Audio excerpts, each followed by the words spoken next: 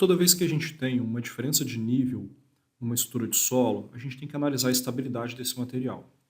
E aí a gente vai trabalhar com taludes. Esse material, ele vai estar aí numa situação, a gente está falando sobre um material que está numa situação natural, então a gente vai ter que estudar como que ele é, como que é o seu comportamento na situação que ele se encontra.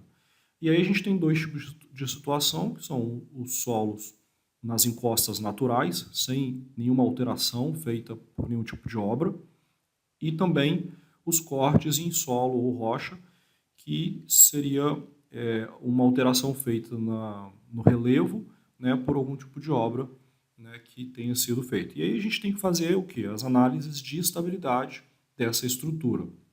Então, a gente vai fazer essas análises de estabilidade para verificar o risco de ruptura que existe, e no caso de existir risco, a gente vai trabalhar aí numa maneira de alterar a sua geometria ou tá fazendo alguma obra de algum tipo de estrutura de contenção, né, para garantir que se tenha estabilidade, né, nessa estrutura.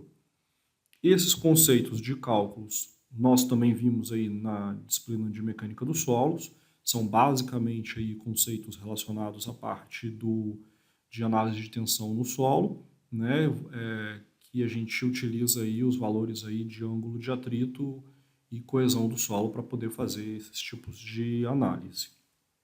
Aqui a gente vê dois tipos de rupturas. Nessa aqui da esquerda é uma ruptura num talude de corte, né? Então a gente vê aqui acontecendo aqui um processo de ruptura, né? E o material aqui embaixo, né, subindo, do lado esquerdo aqui descendo, aqui do lado direito subindo, né? Olha a altura que isso aqui ficou, né, com relação às pessoas.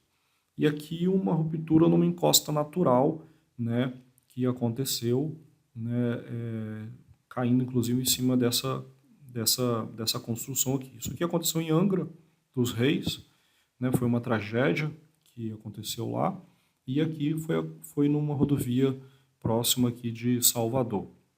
Bom, aqui nessas duas fotos a gente tem aí dois tipos aí de estrutura aí de contenção.